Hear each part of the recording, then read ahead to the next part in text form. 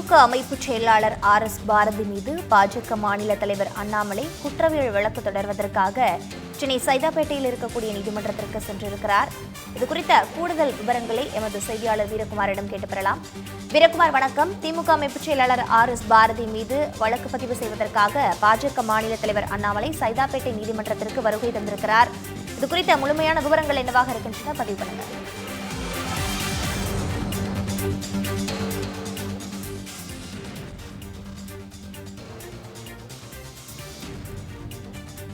இடையூறு காரணமாக செய்தியாளரின் இணைப்பில் துண்டிப்பானது ஏற்பட்டிருக்கின்றது. முக்கிய செய்தியாக பார்த்துக் கொண்டிருக்கிறோம்.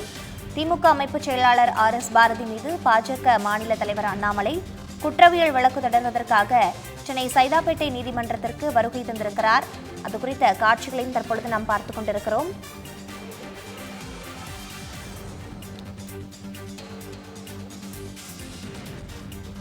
மீண்டும் இணைப்பில் இருக்கிறார் எமது செய்தியாளர் வீரகுமார். வணக்கம்.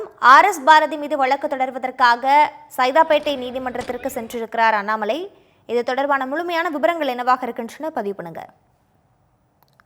வணக்கம் ரீதா.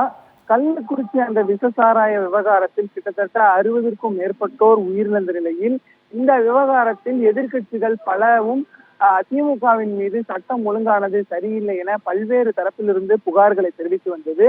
அப்படி இருக்கக்கூடிய பட்சத்தில் பாஜகவின் மாநில தலைவராக இருக்கக்கூடிய அண்ணாமலையும் பல்வேறு புகார்களை திமுகவின் மீது குற்றச்சாட்டுகளாக வைத்து வந்தார். இப்படி இருக்கக்கூடிய சூழ்நிலையில் கள்ளக்குறிச்சி விஷசாராய விவகாரத்தில் தன் மீது குற்றம் சுமத்தியதாக, அதாவது திமுக அமைப்பு செயலாளர் RS பாரதி அண்ணாமலை மீது, அதாவது இந்த கள்ளக்குறிச்சி விவசாயத்தில் பாஜக மாநில தலைவர் அண்ணாமலை பின்னணியில் இருப்பதாக ஒரு புதுக்கோட்டை செய்தியாளர் சந்திப்பில் திமுகவின் அமைப்பு செயலாளராக இருக்கக்கூடிய RS பாரதி தெரிவித்திருந்தார்.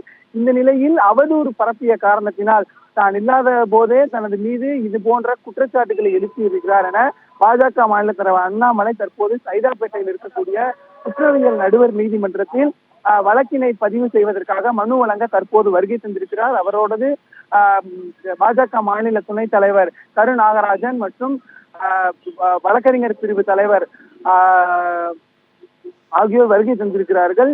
இந்த வழக்கானது தற்போது மனுவினை வழங்குவதற்காக பாஜக மாநில தலைவர் அண்ணாமலை இந்த குற்றவியல் நீதிமன்றத்திற்கு உள்ளே சென்றிருக்கிறார். இந்த வழக்கானது 17வது சைதாப்பேட்டை குற்றவியல் நீதிமன்றத்தின் நடுவராக இருக்கக்கூடிய அனிதா ஆனந்திடம் இந்த மனுவினை பாஜக மாநில தலைவர் அண்ணாமலை வழங்க இருக்கிறார். தொடர்ச்சியாக இதை தொடர்ந்து செய்தியாளர்களை சந்திப்பார் என எதிர்பார்க்கப்படுகிறது. தற்போது இந்த இடத்தில் கிட்டத்தட்ட பாஜகவினர் 300க்கும் மேற்பட்டோர் பாஜக கொடிகளோடு கூடியிருக்கிறார்கள். குறிப்பாக காலை 10:20 மணிக்கு பாஜக மாநில தலைவர் அண்ணாமலை உள்ளே சென்றிருக்கிறார். இந்த வழக்கு தொடர்பாக பல்வேறு குற்றச்சாட்டுகளையும் RS பாரதியின் மீது வைக்கப் போவதாகவும், ஏற்கனவே குறிப்பாக கள்ளக்குறிச்சி விஷசாராய விவகாரத்தில் அவரை தொடர்புபடுத்தி, அதாவது அண்ணாமலையை தொடர்புபடுத்தி பேசியதற்கு RS பாரதி நிபந்தனையற்ற மன்னிப்பு கேட்க வேண்டும் எனவும் 1 கோடி ரூபாய் நஷ்ட ஈடாக வழங்க வேண்டும் எனவும் ஒரு நோட்டீஸினை திமுக அமைப்பு செயலாளர் RS பாரதிக்கு வழங்கி இருந்தார். ஆனால் RS பாரதி தான் கூறிய கருத்தினை நியாயப்படுத்தி நான் மன்னிப்பு கேட்க மாட்டேன், 1 கோடி ரூபாய் நஷ்டமும் கொடுக்க மாட்டேன் என ஒரு கடிதத்தையும் அண்ணாமலைக்கு திருப்பி பதில் நோட்டீஸாக அனுப்பியிருந்தார். இப்படி இருக்கக்கூடிய சூழ்நிலையில் தான் இந்த வழக்கினை மனுவாக குற்றவியல் நீதிமன்றத்திற்கு பாஜக மாநில தலைவர் கொண்டு வந்திருக்கிறார். அந்த 1 கோடி நஷ்ட தொகையை பெற்று கள்ளக்குறிச்சி கள்ள சாராயத்தினால் உயிரிழந்த பகுதிகளில் போதை மறுவாழ்வு மையத்தினையும் அண்ணாமலை திறக்கதாக கூறியிருந்தார். ஆனால் இந்த நிலையில் தான் கூறிய கருத்தினையிலிருந்து பின்வாங்காமல் அதில் முறைப்படுத்தி, அதாவது அவர் கூறியவற்றையே தெளிவுபடுத்தி மீண்டும் அதை நியாயப்படுத்தியே பேசிய காரணத்தினாலும், அவர் நிபந்தனையற்ற மன்னிப்பு கேட்காத காரணத்தினாலும் தற்போது அந்த மனுவினை வழக்காக கொடுப்பதற்காக குற்றவியல் நீதிமன்றத்திற்கு பாஜக மாநில தலைவர் அண்ணாமலை வருகை தந்திருக்கிறார். பிரீதா,